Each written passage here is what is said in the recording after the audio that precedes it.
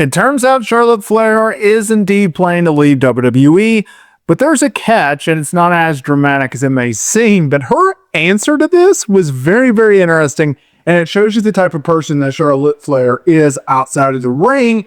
And I think it actually gives a broader scope to what you need to think about when you see Charlotte Flair perform every single week on WWE television. Because, look, let's be honest, Charlotte Flair, for the most part of her WWE tenure, not the most likable person in the world, but that should not come as a major surprise considering that she is not supposed to be likable. She's supposed to be a heel for the most part.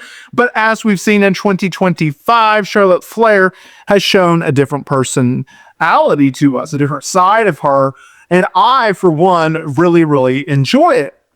And so Charlotte Flair, she's been doing more interviews as of late, something which I've covered here on the channel. And Flair has begun openly discussing her retirement plans, revealing that her financial independence is the key factor to determining when she hangs up her boots. Now look, Flair, who made her WWE debut in 2012 and has since become a 14-time world champion, and how the times they fly by, has shared some interesting information in this interview, and she did so while speaking on the Trading Secrets podcast. Now, during the combo, she revealed that she has a specific monetary goal in mind, what she refers to as her FU number.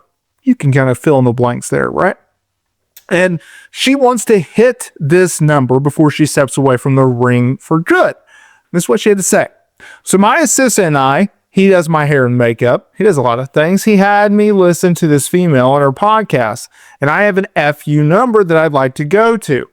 So if I go to that number in a couple of years, that if I want to just walk away, then I could. Now, she clarified that reaching this number doesn't necessarily mean that she will stop working entirely. Instead, it represents the freedom to make choices without the financial pressure that comes along with life. And she added this. It's like, what do you feel comfortable with that if you go after this, that you could just live off this? I mean, maybe I'll just hang out. He was like, no, I like to work. I like to do things.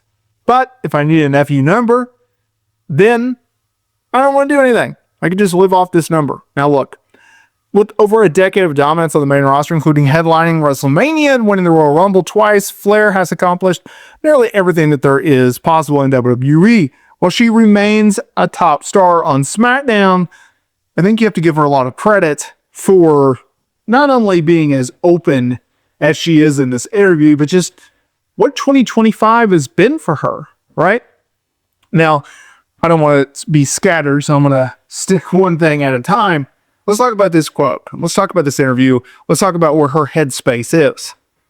Charlotte Flair is a millionaire. She's probably been a millionaire for 10 years now. Okay, she's made her money. Finances is not a problem with Charlotte. And I'm sure based off of her comments here and based off of just life experiences, and this isn't a knock at her father, Ric Flair. He's just been very open about it. Kudos to him for the honesty. He wasn't always the greatest with money, right? He's talked about how he's got into financial ruins. He's dealt with tax problems in which Vince McMahon's bailed him out of. He's dealt with some various things. So with Charlotte Flair growing up, seeing him like that, well, yeah, you can't blame her for trying to be as aware as possible when it comes to finances. And her saying, look, if there's a number that I can hit, but I don't have to worry about money at all, compounding interest, put it in the system, right? I'm going to do that. I'm going to go after that. And that, hey, bravo. Kudos to you if you can. Not a lot of people can, so Charlotte Flair can hit that, sure. Look, Charlotte's 40. I don't know how much longer we're going to have Charlotte Flair around. She's done everything that there is to do. I think one of her last things that she wanted to accomplish, in which she's not been able to ever do, is something in which she's actually doing now. That's being a babyface, right? For the majority of her WWE tenure. NXT, main roster, you name it. She was never able to crack the code that is a babyface. Well, 2025, that all changed. If you even go back to 2023, After she lost the women's championship to Rhea Ripley at WrestleMania 39, she turned babyface during that summer and tried to make it work. She's okay at it. I wouldn't say she was the greatest babyface in the world. She's okay at it. And then she got injured, tore ACL, MCL, meniscus. And then she returned earlier this year at the Royal Rumble, and they tried to continue the babyface run. And it didn't help. It didn't help at all. The injuries, the surgery, the rehab, the year away, it didn't help. Fans did not accept Charlotte Flair as a babyface. In fact, they turned to Tiffany Stratton and said, hey, they want Tiffany Stratton over Charlotte Flair. They were not interested in Charlotte Flair. I can't say that I'm necessarily blaming them. I wasn't into the babyface Charlotte Flair run at the time. But what did WWE do? They were brilliant. They said, screw it. This shit ain't working. Let's move it along. And so they turned her heel. They turned Tiffany into like this tweener-esque character. Hey, fans are behind Tiffany. Let's just keep going with her, right? So they kept the title on Tiffany. They let Charlotte do the honors, put Tiffany over. It was a brilliant strategy, in my opinion. WWE said, screw it. You don't want to cheer?